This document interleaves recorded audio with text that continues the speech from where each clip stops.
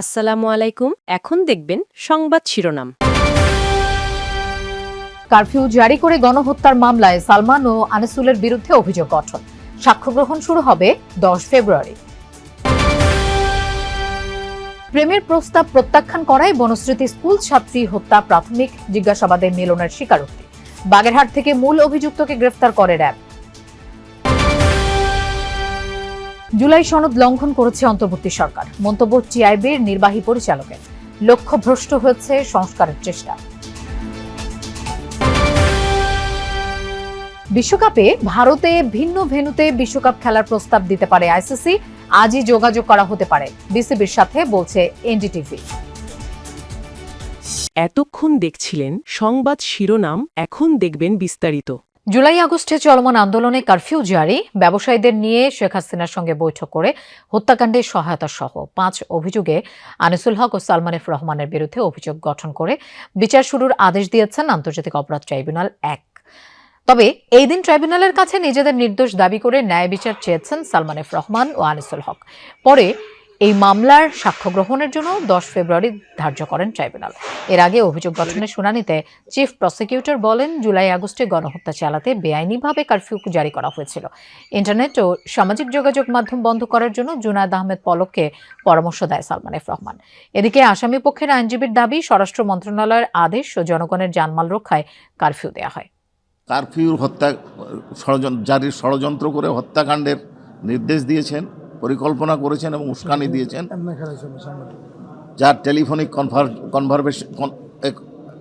ফোনালাপ কথোপকথন আমাদের ট্রাইব্যুনালে উপস্থাপিত হয়েছে এবং এক্সপার্ট রিপোর্টও আছে। 4 আগস্ট এবং 5 আগস্ট মোট 30 জনকে হত্যার সাথে তাদের সংশ্লিষ্টতার অভিযোগে চার্জ গঠন করা হয়েছে। তারা নির্দোষ দাবি করে বিচার চেয়েছেন এবং আগামী 10 ফেব্রুয়ারি বিচারের দিন ধার্য হয়েছে। মিয়ানমারের অভ্যন্তর থেকে আসা গুলিতে আহত কক্সবাজারের টেকনাফের শিশু হোজাইফার অবস্থা সংকটাপন্ন। আইসিইউতে ভর্তি শিশুটির এখনও জ্ঞান ফেরেনি। চট্টগ্রাম মেডিকেল কলেজ হাসপাতালের পরিচালক জানান, গত রাতে 1 দফা অপারেশন করা হলেও হোজাইফার মাথার ভেতর থেকে গুলি বের করা যায়নি। টেকনাফের ওয়াইকাং ইউনিয়নের বাসিন্দারা জানায়, শনিবার রাত থেকে মিয়ানমারের অভ্যন্তরে আরাকান আর্মির সাথে রোহিঙ্গাদের একাধিক সশস্ত্র গোষ্ঠীর গোলাগুলি শুরু হয়। রোববার সকালে গুলিবিদ্ধ হয় ওয়াইকাংয়ের হাজি মোহাম্মদ হোসেন সরকারি প্রাথমিক বিদ্যালয়ের 3য় শ্রেণীর ছাত্রী হোজাইফা সুলতানা আফনান। আহত হন আরও 2 জন। রোববার দুপুর থেকে সীমান্তের ওপারে গোলাগুলি থামলেও আতঙ্ক রয়েছে স্থানীয়দের মাঝে। নিরাপত্তার দাবিতে সকালে মানববন্ধন করেছেন স্থানীয়রা। বনশ্রীতে স্কুল ছাত্রী ফাতেমা হত্যায় প্রাথমিক স্বীকারোক্তি দিয়েছে আটক হোটেল কর্মী মিলন। এর আগে বাগেরহাট সদর থেকে তাকে আটক করে র্যাব। প্রাথমিক জিজ্ঞাসাবাদে মিলন স্বীকার করে প্রেমের প্রস্তাব প্রত্যাখ্যান করায় ফাতেমা আক্তার লিলিকে গলা কেটে হত্যা করা হয়। শনিবার রাতে বনশ্রীর বাসা থেকে স্কুল ছাত্রীর মরদেহ উদ্ধার করে পুলিশ। এরপর অজ্ঞাতনামা একাধিক ব্যক্তির নামে খিলগাঁও থানায় মামলা করে নিহতের পরিবার। সিসি ক্যামেরার ফুটেজ দেখে নিহত ফাতেমার বাবার মালিকানাধীন রেস্তোরাঁর কর্মচারী মিলনকে হত্যাকারী হিসেবে সন্দেহ করে পরিবার। মালিকের বাসায় খাবার খেতেন মিলন। সে নেশাগ্রস্ত ছিল বলেও জানায় ফাতেমার পরিবার। প্রায় গভীর রাতে বাসায় আসতে চাইলে বাধা দিতেন নিহত ফাতেমা। পরিবারের ধারণা, এই ক্ষোভ থেকেই হত্যাকাণ্ড। হত্যার পরপরই বাসা থেকে লুট হয়েছে নগদ 5 লাখ টাকা সহ 5 ভরি স্বর্ণালংকার। দিনাজপুরের চিরির বন্দরে আত্রাই নদী থেকে অজ্ঞাত পরিচয়ে 2 যুবকের মরদেহ উদ্ধার করেছে পুলিশ। সকালে উপজেলার লক্ষ্মীতলা বানিয়াখালী এলাকায় ব্রিজের নিচে ভাসমান অবস্থায় তাদের মরদেহ পাওয়া যায়। স্থানীয়দের কাছ থেকে খবর পেয়ে মরদেহ উদ্ধার করে ময়নাতদন্তের জন্য হাসপাতালে পাঠায় পুলিশ। অন্তর্বর্তী সরকার জুলাই সনদ লঙ্ঘন করে পরবর্তী সরকারকেও তা লঙ্ঘনের পথ দেখিয়েছে বলে মন্তব্য করেছেন টিআইবির নির্বাহী পরিচালক ডক্টর ইফতেখারুজ্জামান।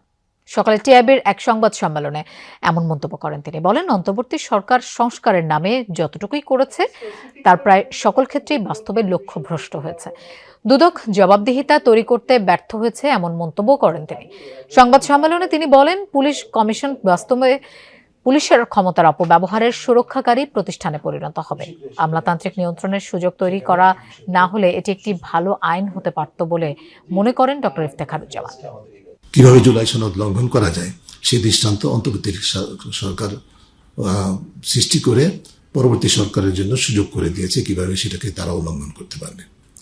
সিদ্ধান্ত গ্রহণের ক্ষেত্রে সরকারের অভ্যন্তরে ও সরকারের পেছনের ক্ষমতার ভিত্তি বিবেচনায় সংস্কার বাস্তবায়নের নামে অ্যাডহক ভিত্তিক বাছাই করা পদ্ধতি অনুসরণ করা হয়েছে, পিক অ্যান্ড চুজ করা হয়েছে, যার ফলে তুলনামূলকভাবে কম গুরুত্বপূর্ণ এবং কোনো কোনো ক্ষেত্রে সংস্কার পরিপন্থী আইন বা সিদ্ধান্ত গৃহীত হয়েছে।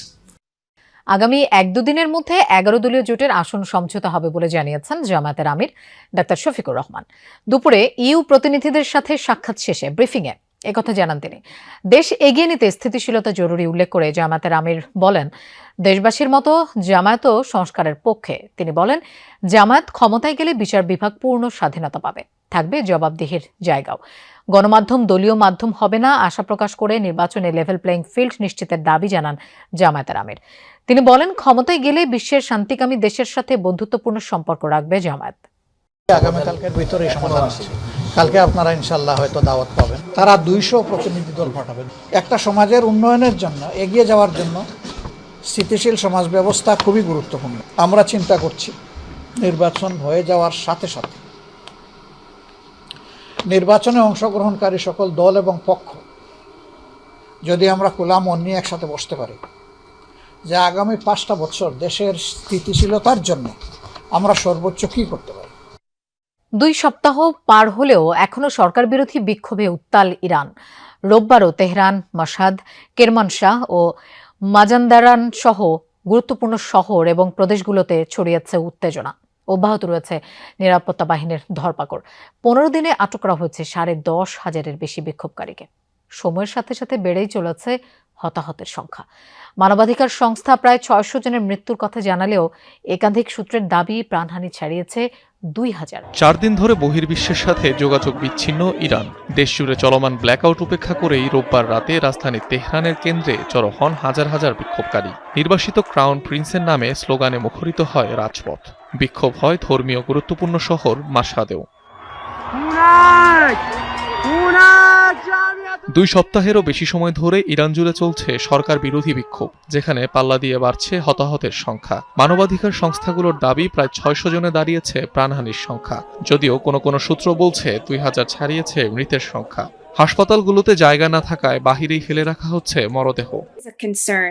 বিক্ষোভকারীদের বিরুদ্ধে নির্বিচারে প্রাণঘাতী অস্ত্র ব্যবহার করা হচ্ছে, কাছ থেকে গুলি চালানোরও প্রমাণ রয়েছে। রাস্তায় বিক্ষোভকারীদের ওপর মিলিটারি গ্রেড অস্ত্র ব্যবহার করা হয়েছে, যা একেবারেই অগ্রহণযোগ্য। এটি আন্তর্জাতিক আইনের গুরুতর লঙ্ঘন। এদিকে ইরানের সম্ভাব্য সামরিক হামলা নিয়ে আবারও হুঁশিয়ারি দিয়েছেন মার্কিন প্রেসিডেন্ট ডোনাল্ড ট্রাম্প। দেশটির বিরুদ্ধে কঠিন কোনো পদক্ষেপ নেওয়ার সম্ভাবনা রয়েছে যুক্তরাষ্ট্রের, এমন মন্তব্য তার। আমরা বিষয়টি খুবই গুরুত্বের সাথে নিয়েছি। ইরানকে কঠিন জবাব দিতে সামরিক বাহিনীও প্রস্তুত রয়েছে। অভিযানের বিষয়ে আমরা প্রত্যয়ী।